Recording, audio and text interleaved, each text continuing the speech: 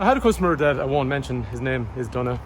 But anyway, so long story short, he got stuck in his car, so he had to get towed. So he rang me and said, can I tow this car? And just for a second I was going, geez, I actually don't know. So anyway, how to tow one of these cars? I suppose if you end up in soft ground or something that you need to be towed out, there will be some towing eyes in the car to them. Actually, I put ours in here, but usually they're rolling around the back when you get the car first. So you'll need this first, depending what direction you're going. If you need to be pulled backwards, then just push this, pop it, and in through here, you'll see there's a little round circle. So push him all the way in there, and then you just start twisting it in. And that's obviously going to be the anchor then for whatever's going to tow you out. Similarly then, at the front, if you want to get towed out, by the way, there's little arrows here, so it shows you what way to push it. So you just push it and then pull it out of the way. Again, there's another little hole in through there. So towing eye goes in, and you just basically screw it clockwise in. And once that's in, then that's going to be your anchor that's going to be used to tow the car. Just to recap on that again, this little arrow, so you push that downwards. You know, sometimes people, I see them getting screwdrivers and things, you don't have to.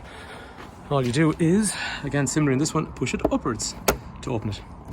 Okay, you got that part done. The next thing then is to get into the car. So one thing, we don't have the car running for this. So the car is going to be turned off, but it's going to be in accessory mode.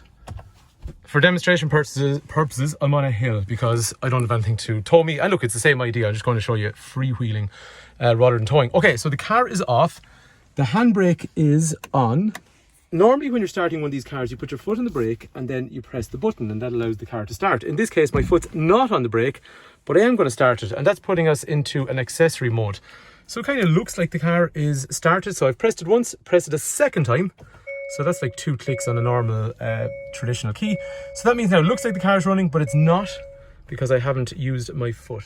The good thing, however, about accessory mode like this is I can now manipulate the handbrake and also especially the gears. So now I'm going to put my foot on the brake, and I'm going to select neutral. So what I did was basically the car was in park.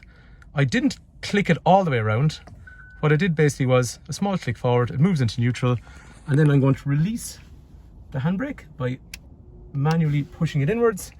And now our car should technically freewheel. Now in this case, you won't have power steering because the car's not running. So the steering is going to be way heavier, and the brakes won't be quite as effective because they won't have the same level of assistance that they would if the car was running. But it's not bad, it's doable. But yeah, to be fair, if you had to do a fairly hard lock, it would be quite difficult. But it's enough just to get you moving. For Donna, who got out, sorry, Donna. But anyway, long story short, he got out. He was towed out. He only had to be towed about 10 yards, I'd say, or something like that. And he was out, but it was enough for him to do it. So say that's it, you've been towed out. Fine. What you could do in that case then is apply the handbrake. And then what you can do is obviously disconnect everything that we've connected first. Now you can start your car with your foot on the brake. The car is now going to be, oops, I got to put it back into park. So it's asking me to put it back into park before I started.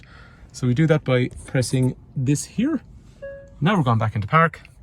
Now I can hit this button here with my foot on the brake, and the car is now ready to drive, and away we go. So I suppose for somebody, they're going to say, can I tow an Ioniq5? Yes, you can, and that is a sequence of steps of how you achieve that. Sorry, Donna, about, but anyway, Donna's a really good guy. To be fair to him, I think he pretty much figured it out. Sorry, he did figure it out himself. Guy knows about cars, but it was just a situation that somebody else is going to get stuck with that, so I just said I would put it up.